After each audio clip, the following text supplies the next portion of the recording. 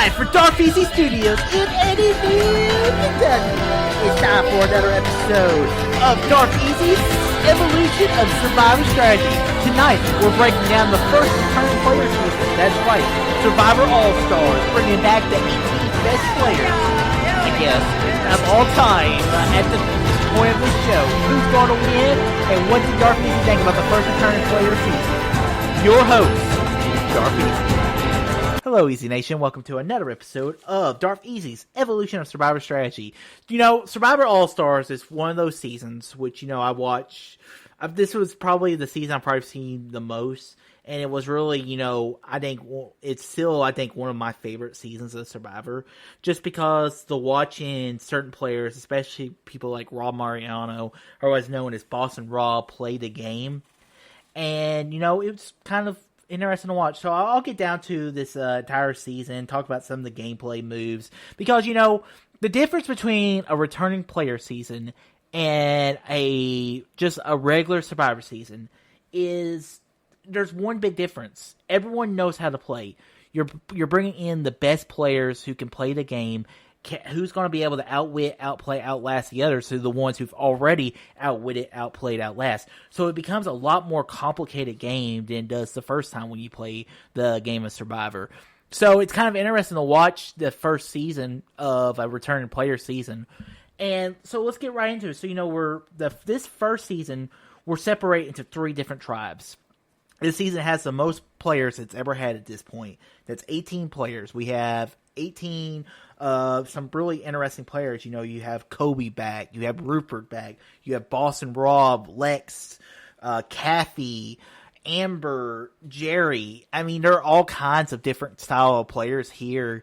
And like I said, they mix them up into 3 different tribes. And, the first two episodes, it was really, we had Sabogo. Sabogo tribe was really losing the first few challenges. And you had Jenna and Jerry kind of team up with Rupert, and we don't want a winner to win. They've had their chance. Let's get someone else. So the first person to get voted out was Tina. Tina was the first person voted out of the game. And then the eyes go to the target of the target goes against Ethan. But, they keep Ethan around in the second episode because Rudy, 75 years old, is not as able as Ethan is. So if we don't keep Ethan around, we're not going to be able to win these challenges. So, logically that makes sense. But that after that first vote, everyone realizes, I think it was Lex, is that really set a tone for the entire season. He's like, this is business this time. Lex said it multiple times. And so, we move up throughout the season. We have 2 quits this season. We have Jenna Marasco who quits, mostly because of the relations. Basically, her mom has cancer, is about to die, and she feels like she made a big mistake coming out for this All-Star season. And, she gets home just in time, really, for her mom to pass away. So, a very sad moment, really. That one I always remember. And then we have Sue Hawk, who was kind of violated by Richard Hatch. You don't really get into it on the reunion show, which I really feel maybe there's so much going on in that reunion they probably just left time. I think things are kind of fine between them, and it's just it was a very uncomfortable moment. So those two get so we have 2 quits this season, and but really they're not really bad quits just because of the situation that surrounds them. So I don't really think people should be that mad about them quitting. So then we get to the actual strategy, and the first strategy to talk about is Rob and Amber. Maybe the greatest alliance of all time in Survivor history. I mean, the two end up getting married, and Rob and Amber, they were just they're basically flirting with each other. They build this alliance with each other, and they're like we're gonna flirt, we're gonna use each other to get themselves further in the game.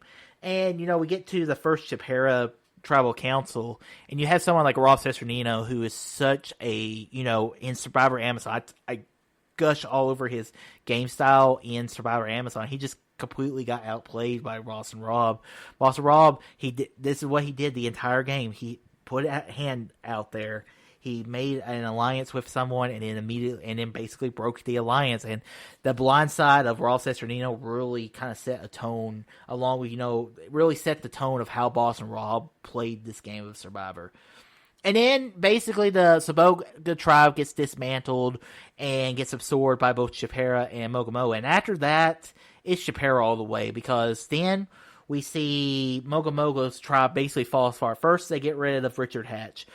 Such a big moment. I mean, that moment whenever he gets voted out and goes, "I've been bamboozled!" I mean, he just dances off the set. I mean, just awesome gameplay there. And then something very interesting happens at Mogomogo, because Lex realizes this is probably a bad move at the same time as a good move, but maybe it was just thinking too ahead of the competition. And really, and I'll complement this with the next vote as well. Lex takes out Kobe, and then he also takes out Ethan in the next episode. Blindsides Lex, a complete and utter blindside, and Lex did not see it coming. But his whole strategy of it is that Lex wanted Kobe out because he couldn't compete with him in the challenges. He wanted this big physical threat. He said he had to play different than he did in Africa because he lost Africa. And then the next episode, he takes out Ethan. They lost the challenge again, knowing that they're going to go down in numbers. So Ethan goes out. So I wanted to dissect these two moves, because really, it probably would have been smarter for Lex to keep Kobe. And if it had been smart to keep Kobe, because they probably could have been able to compete again in the immunity challenges. And Kobe even brings that up. He said, it's like, why cut off your legs when we had to get to the individual game before we actually get to the individual game? And, Lex just basically, so Kobe gets taken out, and maybe keeping Lex and Ethan. Lex, who is one of the biggest physical competitors of all time during this time of Survivor, and then also Ethan, who's a former winner. Maybe taking those players along with you, and maybe taking out players like Jerry and maybe a Sheehan. They create body armor, which is something that we won't see for much later on. So maybe if Lex had kept those two players around, he would have been able to survive the next vote and whatever, so forth. So it was a good move at the time, getting rid of Lex and getting rid of Ethan. I mean, really big game moves, but I really painted him as the biggest target when Emerge finally happened. So, I mean, if he had taken out Sheehan and maybe a Jerry, he wouldn't have been looked at as the biggest threat on the Mogomogo tribe. So then we get to this fake merge situation. Kind of happens like, what happened in Thailand. Basically, they mix the tribes up, but the tribes really didn't get mixed up. Basically, the tribes stayed exactly how they were numbered-wise. They went 5-5, except Amber joined the Mogomogo tribe that are now on Chipera. And it's that iconic moment of Rob tells Lex, he says, "You take care of her, I'll take care of you." He will. And Lex is like, this is not a good game move, but he kind of gets convinced by Kathy because, the two are really playing each other up strategically wise. And she's like, if we do this for Rob, he's asking you for his favor. Boston Rob, he's kind of like even Kathy says it's kind of a Godfather move, asking for a favor. And, you do this favor for the Godfather, he's going to help you out further in the game. And, they take out Jerry, and it was a bad move because in the next episode, when they finally merge, Rob knows he has to take out Lex. And it's that moment where it's like, he did take care of Lex. He did. And kind of, one of the most bitter final tribal councils ever. I'll talk about that at the end of when we get to the final tribal council part of the episode. So then, basically, what happens? It's basically a Pagongan. It's not really though, because Sheehan's able to win that final 7 immunity, keeps her safe to go to the final 6, and then they had to blindside Alicia, and also Kathy gets out final 8, and the farewell, the voting confessional of Boston Rob is one of my favorite voting confessionals of all time. He's like, I've been waiting to do this for 24 or 27 days.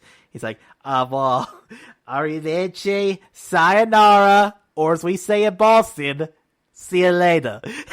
just a great play moment. You know, Boston Rob dominated this game. I mean, if we really want to get down to it, there's no one in this game that really, he controlled everything that happened. Him and Amber, I mean, Amber did ride his coattails because Boston Rob is getting all the fire from every, if he doesn't win these immunities, probably someone will probably take him out.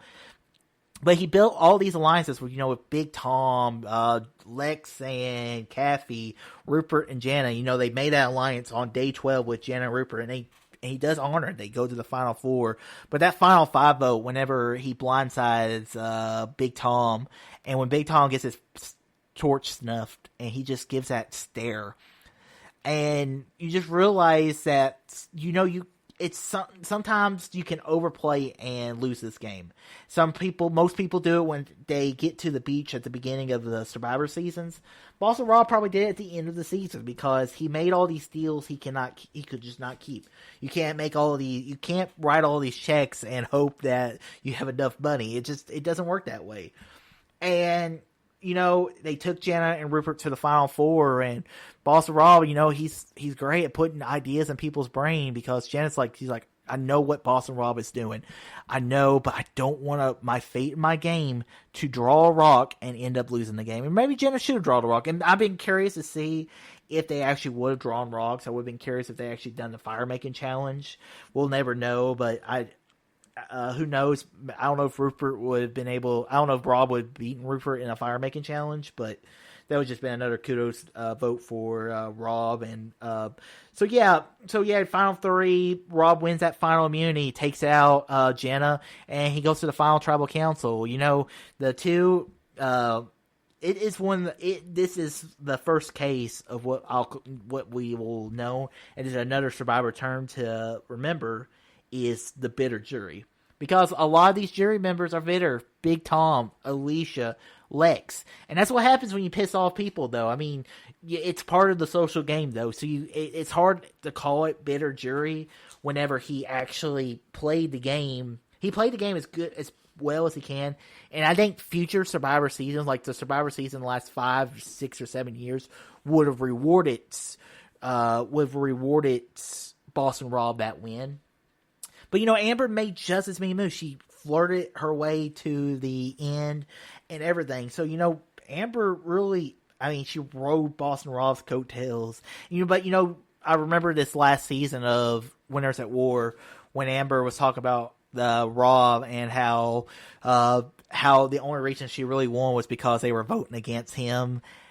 And it's a good moment watching the Rob proposing to Amber and them getting married, like I said, the greatest Survivor alliance of all time because the two actually end up married. But the final tribal council is very good.